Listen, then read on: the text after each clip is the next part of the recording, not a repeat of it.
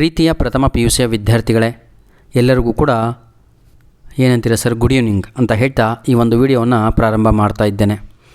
ಈಗಾಗಲೇ 3ನೇ ತಾರೀಕು ಇವತ್ತು ಡಿಸೆಂಬರು. ಜಾಸ್ತಿ ಅಂದರೆ ಒಂದು 10 ರಿಂದ 15, 12 ದಿನಗಳು ನಿಮ್ಮ ಒಂದು ಯೂನಿಟ್ ಟೆಸ್ಟ್ಗೆ ಉಳಿದಿರುವಂಥದ್ದು. ದಯವಿಟ್ಟು ನಾನು ಅಪ್ಲೋಡ್ ಮಾಡಿರುವಂಥ ಪ್ರಶ್ನೆ ಪತ್ರಿಕೆಗಳನ್ನು 3 ಕ್ವಶನ್ ಪೇಪರ್ ಅಪ್ಲೋಡ್ ಮಾಡಿ ಕೊಡ್ತೇನೆ ಸರ್, ಪ್ರತಿ ಸಬ್ಜೆಕ್ಟಿಗೂ. ಅದನ್ನು ಯುಟಿಲೈಸ್ ಮಾಡಿಕೊಳ್ಳಿ.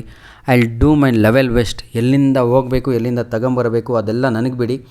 ತಾವುಗಳು ಕೆಲಸ ಏನು ಮಾಡಬೇಕು ಅಂತ ಹೇಳಿದರೆ, ನಾನು ಹೇಳಿದ್ನಲ್ವ, ಅಪ್ಲೋಡ್ ಮಾಡಿರುವಂಥ ಪ್ರಶ್ನೆ ಪತ್ರಿಕೆಯನ್ನು ಚೆನ್ನಾಗಿ ಓದಿಕೊಳ್ಬೇಕು.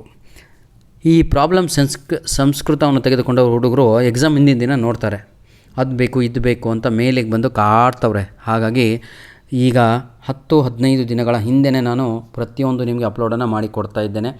ದಯವಿಟ್ಟು ಏನೇ ತೊಂದರೆ ಇದ್ದರೂ ಕೂಡ ಕಮೆಂಟ್ಸಲ್ಲಿ ಮುಂದಿನ ವಿಡಿಯೋ ಎದ್ರ ಬಗ್ಗೆ ಬೇಕು, ಏನು ಬೇಕು ತಮಗೆ ಅಂತ ಹೇಳಿಬಿಟ್ಟು ತಾವುಗಳು ಕಮೆಂಟ್ಸನ್ನು ಮಾಡಿದರೆ ಅದರಲ್ಲಿ ನಾವು ಸೊಲ್ಯೂಷನನ್ನು ನೀಡಬಹುದಾಗಿದೆ. ನೋಡಿ ಪ್ರೀತಿಯ ವಿದ್ಯಾರ್ಥಿಗಳೇ, ಈ 40 ಅಂಕದ ಪ್ರಶ್ನೆ ಪತ್ರಿಕೆ ಸಂಸ್ಕೃತ ನಿಮಗೆ ಆ್ಯನ್ಯುವಲ್ ಎಕ್ಸಾಮ್ 80 ಮಾರ್ಕ್ಸಿಗಿರುತ್ತೆ.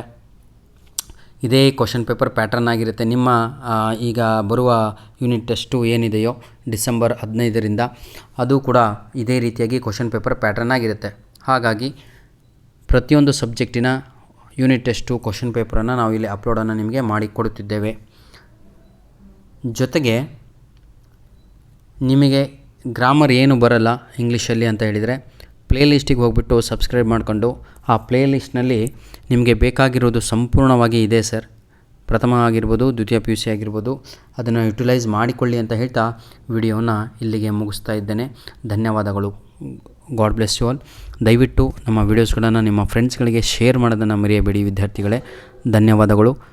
ಸದಾ ಸಂತೋಷವಾಗಿರಿ. ನಮ್ಮ ವೀಡಿಯೋಸ್ಗಳನ್ನು ಶೇರ್ ಮಾಡೋದನ್ನು ಮರೆಯಬೇಡಿ.